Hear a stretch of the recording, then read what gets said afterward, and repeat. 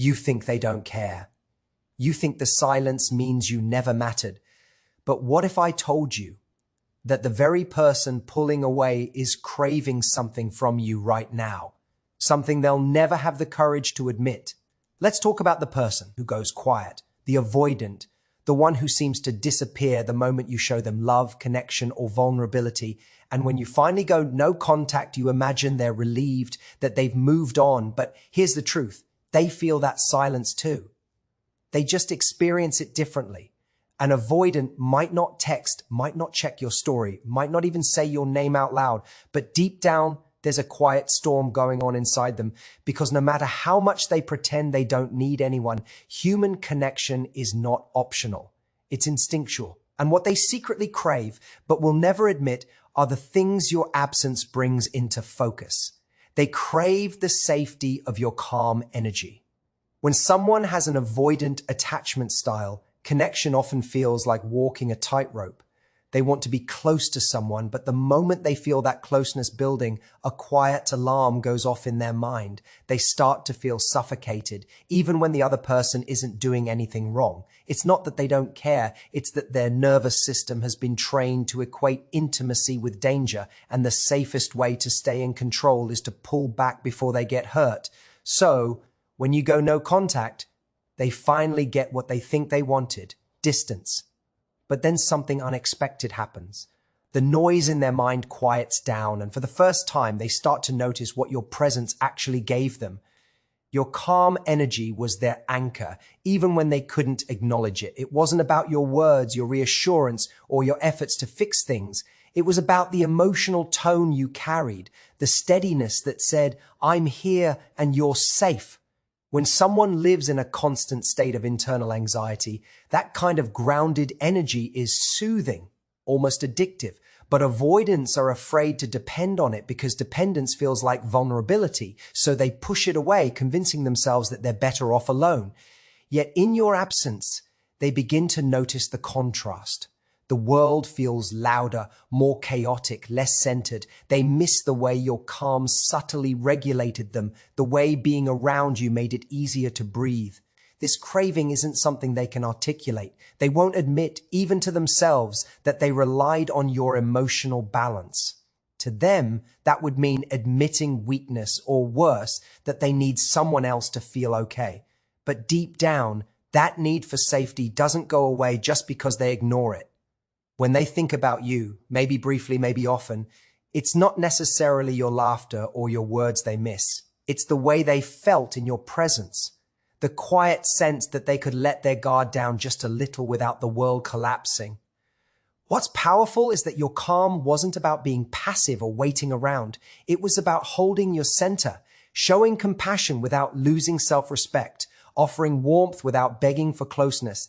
That kind of calm presence sends a message that you can handle both connection and distance, that you won't fall apart if they step back. And that's the kind of energy that an avoidant finds both confusing and magnetic. Confusing because it doesn't fit their script. They expect drama, pressure, emotional demands. Magnetic because it represents exactly what they long for but can't create on their own. Stability within intimacy. So when you go no contact, they start to feel the absence of that energy more than anything else. It's not about missing constant attention or validation. It's missing the quiet strength that came from you being centered, kind, and unshaken. In their mind, that calm energy becomes a signal of safety they can't quite replicate. And whether they ever reach out or not, a part of them starts to crave that feeling again. Not because they need saving, but because deep down, safety and love is something they've been searching for all along. They crave the freedom to miss you without obligation. For someone with an avoidant attachment style, closeness can feel like a trap. They want to love, to connect, to be understood. But the moment someone starts to depend on them, they feel a kind of invisible pressure building. It's not that they don't value affection. It's that their internal wiring interprets emotional need as a loss of control. When you were reaching out, texting, trying to fix things, they weren't rejecting you. They were rejecting the feeling of being responsible for someone else's emotions. It overwhelms them, makes them want to escape. So when you finally stop reaching out, they experience a strange mix of relief and confusion. At first, it feels peaceful. The pressure is gone. But soon after, that quiet starts to echo and something unexpected happens. They begin to miss you, but this time it feels different. Now they can think about you freely without the weight of expectation. They can replay memories, wonder how you're doing, feel that soft ache of absence, all without feeling cornered. That's the irony of avoidant behavior. They can only feel safe missing someone once they know that person isn't chasing them anymore. It's not logical, but for them, it's emotional self-preservation. When you stop initiating contact, you unknowingly give them permission to feel something they've spent so long trying to suppress, longing. They don't have to fight against it. They can just feel it privately without fear of being pulled back into a situation that feels overwhelming. This kind of missing is quiet. They won't announce it and they won't show it in obvious ways.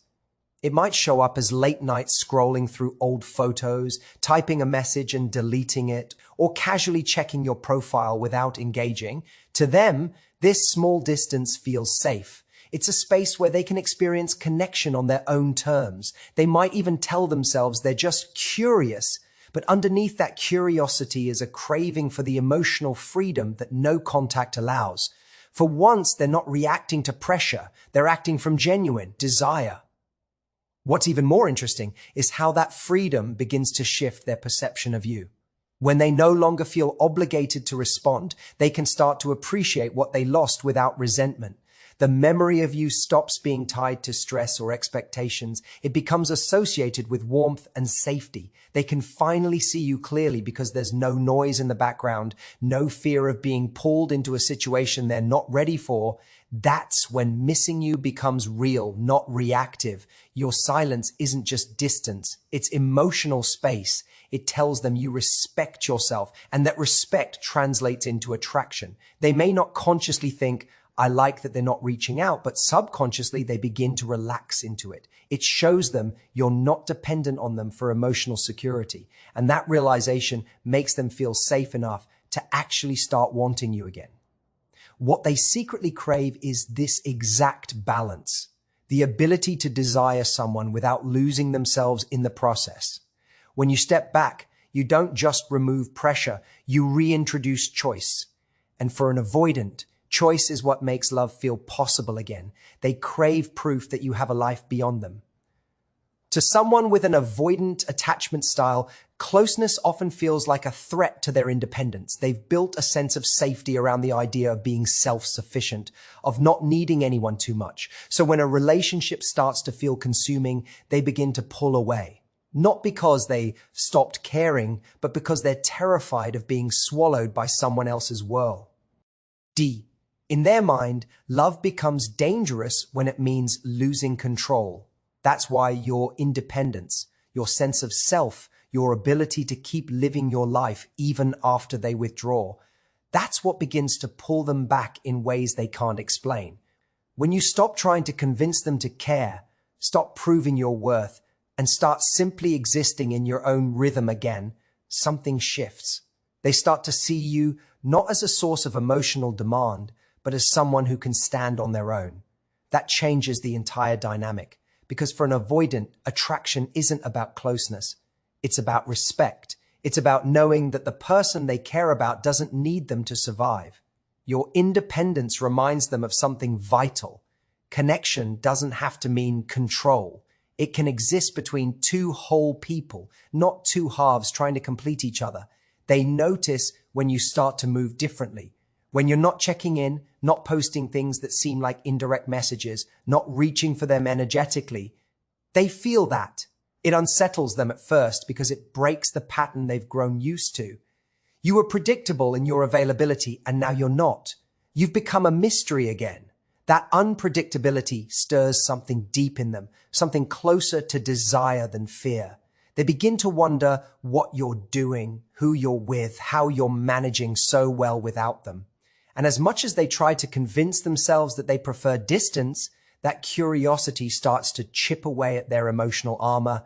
There's a part of them that admires your ability to detach gracefully. They might have expected you to chase or to crumble, but when you didn't, it challenged their narrative. It made them see you as strong, someone capable of giving love but not dependent on it for identity. That strength is magnetic because deep down, an avoidant fears their own emotional fragility. They see your composure and want to feel that way themselves. It's comforting to them, even if they never admit it. Having a life beyond them also removes the power imbalance they unconsciously created. When you show that your happiness isn't hinged on their attention, it takes away their ability to define the rhythm of the connection. Now they're not the ones deciding when closeness happens. They're just observing. And in that observation, they begin to feel something unexpected, respect mixed with yearning. Your independence reawakens their curiosity because it restores equality. You're no longer orbiting around their comfort zone. You've stepped back into your own universe. And that's when they realize that the very freedom they were trying to protect is something you've had all along. And it's exactly what makes them start to crave your presence again. They crave emotional safety without needing to earn it. For someone with an avoidant attachment style, emotional intimacy often feels like a test they're destined to fail. They've learned through experience, sometimes early in life, sometimes in past relationships, that being emotionally available leads to disappointment or rejection. So they build walls, not because they don't feel, but because they fear that what they have to offer won't be enough. When love starts to demand emotional performance, constant reassurance, deep vulnerability, immediate response, they start to panic internally. It feels like being handed an exam they never studied for. The more someone expects, the more inadequate they feel, and the only way to escape that feeling is to withdraw. When you step back, when you go no contact, something important happens that they won't admit. The pressure to prove themselves disappears. The expectation that they must show up emotionally fades, and that creates a kind of emotional safety they haven't felt in a long time. They can finally exhale. It's not that they stop caring about you. It's that, in your silence, they can think about you without feeling like they're being aided. That absence of pressure allows their real feelings to surface, slowly, cautiously, but genuinely. For avoidance, love needs to feel safe before it can feel real. And safety comes when they're not constantly worried about failing someone's emotional expectations. They crave the kind of connection where they can just exist without performance, where affection isn't earned by doing something right, but given freely, without demand. When they were with you, even if you didn't mean to, your need for clarity or reassurance might have felt like pressure. It's not your fault, those needs are human, but to them, it reinforced the fear that they weren't enough. Now, in your absence, they start to realize how peaceful it feels when love isn't conditional. They begin to remember moments when they felt accepted by you without having to prove anything. The softness in your voice when you weren't trying to fix them, the way you gave space when they needed to breathe.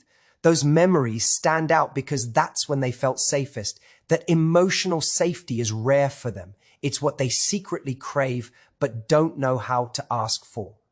They want to feel loved for who they are, not for who someone wants them to become. But their fear of rejection keeps them from trusting that kind of love when it's right in front of them. When you step away and stop trying to draw them out, you inadvertently give them a chance to feel that safety again on their own terms. There's no proving, no apologizing, no need to get it right, just space. And in that space, they start to associate you with calm, not pressure. That's the paradox. The less you demand from them, the safer they feel with you. And safety is the foundation upon which their guarded heart can begin to open. They might not come running back immediately, and they may never put it into words, but deep inside, that's the experience they crave most. A connection where love doesn't feel like a responsibility, but like rest. They crave the mystery they once took for granted. When someone has an avoidant attachment style, predictability can feel both comforting and suffocating. They like knowing someone cares. But once that care becomes consistent, accessible, and certain, it starts to lose its emotional charge for them. It's not that they stop valuing the person, it's that familiarity begins to feel like a trap. The mind of an avoidant equates too much closeness with loss of freedom, so when they sense they fully know someone, they instinctively retreat. But when you go no contact, the entire dynamic changes. Suddenly, the certainty they once relied on disappears. The messages stop, the attention fades, the emotional energy that used to orbit around them goes silent, and that silence creates something they secretly find irresistible: uncertainty. At first, they tell themselves they prefer it this way. They convince themselves that distance is peace.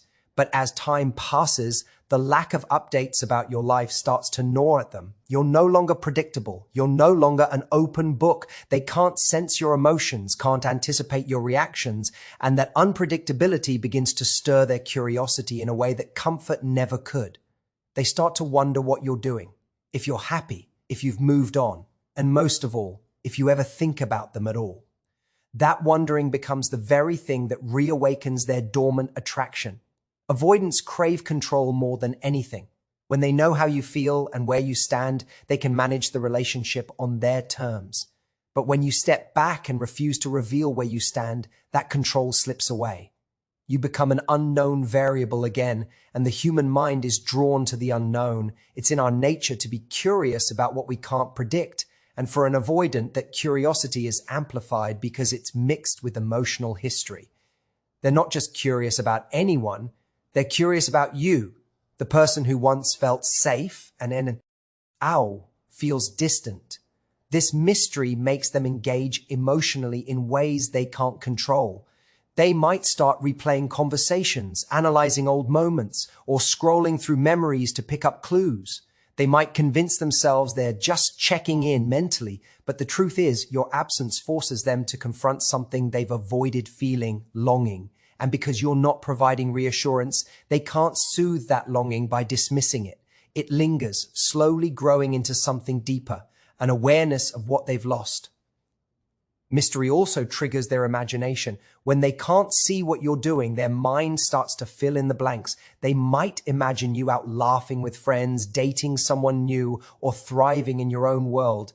Even if they don't consciously admit it, that imagery evokes emotion. Sometimes jealousy, sometimes admiration, but always curiosity. And that curiosity becomes the spark that breaks through their emotional detachment. It's not manipulation, it's nature. Humans chase what they can't fully grasp. By stepping out of their emotional reach, you become something they can't categorize anymore. You're no longer the predictable source of affection. They can't label you as safe but overwhelming. Now you're intriguing, independent, and unpredictable. And that combination reawakens the emotional tension they secretly crave, the dance between desire and distance. What once felt like certainty now feels like mystery, and that mystery becomes magnetic. When it comes to avoidance, silence speaks louder than words. No contact isn't just a strategy, it's a mirror. It reflects back to them everything they've been running from. The comfort they found in your calm, the freedom they felt when you stopped chasing, the quiet admiration for your independence, the safety they couldn't quite name, and the mystery they now can't stop thinking about. You see, avoidants don't crave distance because they don't care. They crave distance because closeness once felt unsafe. But when you step away with grace, you show them that love doesn't have to be chaos. It can be calm, steady, and self-respecting. What truly draws an avoidant back isn't pressure, persuasion, or proof. It's peace. It's the quiet confidence of someone who knows their worth without needing validation. When you stop trying to be chosen, you become unforgettable. Your silence becomes your presence. Your absence becomes your power. So if you're in that season of no contact, remember, this isn't about winning them back. It's about finding yourself again. Because the moment you start living like you're whole, whether they come back or not, you've already won. You've broken the pattern. You've shown yourself that love doesn't mean losing who you are. And if they ever do come back, it won't be because you chased them. It'll be because they finally realized that what they were running from was the very thing they needed all along. A love that felt like home, not a cage. Thank you so much for listening. I hope this message reminded you of your strength, your value, and your ability to love without losing yourself. Keep your heart soft, your boundaries strong, and your peace sacred. Until next time, take care of yourself. And remember, The right person won't need distance to feel close to you.